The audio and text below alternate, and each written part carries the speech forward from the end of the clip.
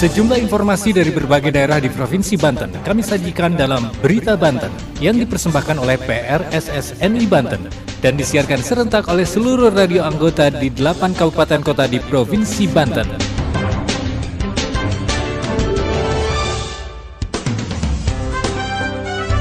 Anda kembali bersama kami di Berita Banten PRSSNI Banten edisi Selasa 14 November 2023. Sejumlah informasi dari berbagai wilayah di Provinsi Banten kami hadirkan kembali untuk Anda yang disiarkan serentak oleh seluruh radio anggota di 8 kabupaten kota di Provinsi Banten. Dan inilah informasi utamanya. Pejabat Gubernur Banten sambut baik bersatunya Zuriat Kesultanan Banten. 19 bidang tanah milik Pemkab Pandeglang di Desa Margagiri, Kecamatan Pagelaran belum bersertifikat. Pejabat Gubernur Banten hadiri acara ekspedisi reformasi birokrasi berdampak di alun-alun kota Cilegon. Bersama saya Aldi Akbar, inilah Berita Banten selengkapnya. Pendengar, sebanyak 19 bidang tanah milik pemerintah Kabupaten Pandeglang yang berada di Desa Margagiri, Kecamatan Pagelaran belum disertifikasi. Hal tersebut dikarenakan instansi yang terlibat masih melengkapi berkas-berkasnya dan posisi berkas berada di desa.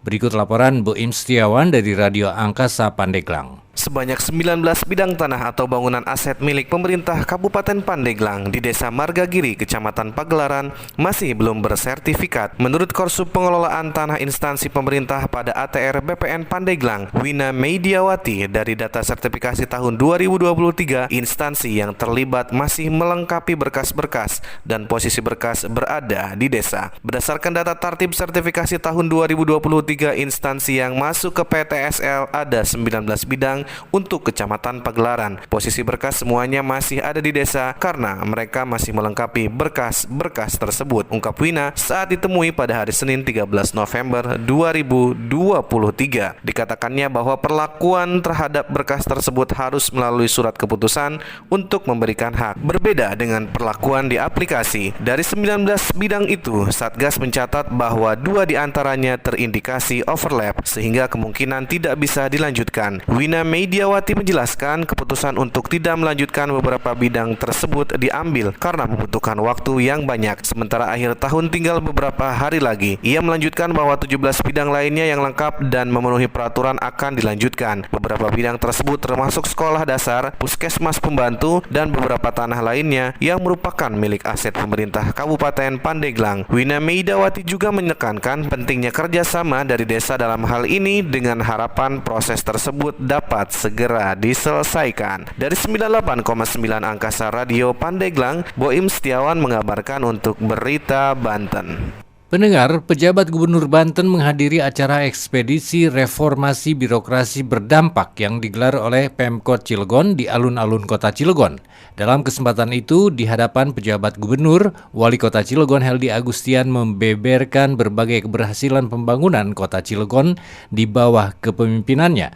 Berikut laporan Riza Amiza dari Radio Kiss FM Cilegon. Pejabat atau PJ Gubernur Banten Al-Muktabar mengunjungi kota Cilegon pada Minggu 12 November 2023. Kunjungan Al-Muktabar untuk menghadiri agenda ekspedisi reformasi birokrasi berdampak yang digelar di alun-alun kota Cilegon. Di hadapan Al-Muktabar, Wali Kota Cilegon Heldi Agustian membeberkan realisasi program. Heldi Agustian menjelaskan banyak program dari Pemkot Cilegon yang sudah berjalan, di antaranya penurunan angka pengangguran dengan program pemagangan, peningkatan UMKM, beasiswa full sarjana, dan program lainnya. Tak hanya membeberkan program, Heldi pun membeberkan jika Cilegon telah jadi proyek percontohan. Dikatakan di Cilegon sudah banyak menjadi proyek percontohan secara nasional seperti kartu kredit pemerintah daerah atau KKPD dan pengelolaan sampah yang dimiliki. Al-Muktabar pun memberikan apresiasi kepada pemerintah kota Cilegon di bawah kepemimpinan Wali Kota Heldi Agustian karena dinilai telah memberikan pelayanan terbaik bagi masyarakat. Al-Muktabar berharap pemerintah Provinsi Banten tetap dapat bersinergi bersama antar kota Ekspedisi Reformasi Birokrasi Berdampak merupakan bagian dari rangkaian kegiatan peringatan Hari Ulang Tahun atau HUT Provinsi Banten ke-23 yang diisi dengan pemberian bantuan untuk anak stunting dan senam massal bersama masyarakat Kota Cilegon. Ia juga menyampaikan apresiasi yang besar kepada pemerintah Kota Cilegon yang telah berhasil menggelar kegiatan ini. Ia juga mengucapkan terima kasih kepada Pemkot Cilegon karena telah memberikan pelayanan terbaik kepada masyarakatnya. Saya Riza Aniza dari KIS FM Cilegon mengabarkan untuk Berita Banten. Berita Banten. Anda masih bersama kami di Berita Banten PR SSNI Banten. Pendengar, pejabat Gubernur Banten Al-Muktabar menyambut baik adanya upaya bersatunya Zuriat Kesultanan Banten. Di Kesultanan Banten sendiri ada 7 zuriat yang nantinya akan disatukan dalam satu zuriat Kesultanan Banten Maulana Hasanuddin. Berikut laporan Haris dari Hot Radio Serang. Penjabat Gubernur Banten Al-Muktabar sambut baik upaya bersatunya keluarga besar keturunan atau zuriat Kesultanan Banten. Hal itu diungkap Al-Muktabar usai menghadiri undangan silaturahmi akbar keluarga besar zuriat Kesultanan Banten di Gedung Islamic Center kawasan Keraton Kesultanan Banten, Kasemen, Kota Serang pada tanggal 12 November 2023. Di Kesultanan Banten, ada 7 zuriat yang akan disatukan dalam satu zuriat dari Kesultanan Banten Sultan Maulana Hasanuddin, dan telah dibentuk formatur untuk membuat kepengurusan.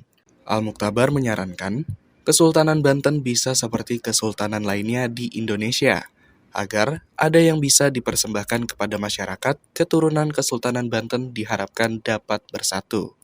Al-Muktabar melemparkan gagasan untuk memikirkan bagaimana ada jalan untuk pemugaran keraton Kesultanan Banten, termasuk pengelolaan cagar budayanya. Namun, semua itu perlu dikaji naskah akademik dan tidak melanggar peraturan perundangan. Zuriat yang tersusun diharapkan bisa menata kembali struktur Kesultanan Banten sebagai satu pendekatan budaya seperti kesultanan-kesultanan lain di Indonesia. Faris dari Hot Radio Serang mengabarkan untuk Berita Banten. Demikian sejumlah informasi yang telah kami sajikan untuk Berita Banten kali ini. Saya Aldi Akbar, sampai jumpa. Terima kasih Anda telah mendengarkan Berita Banten yang dipersembahkan oleh PRSSNI Banten.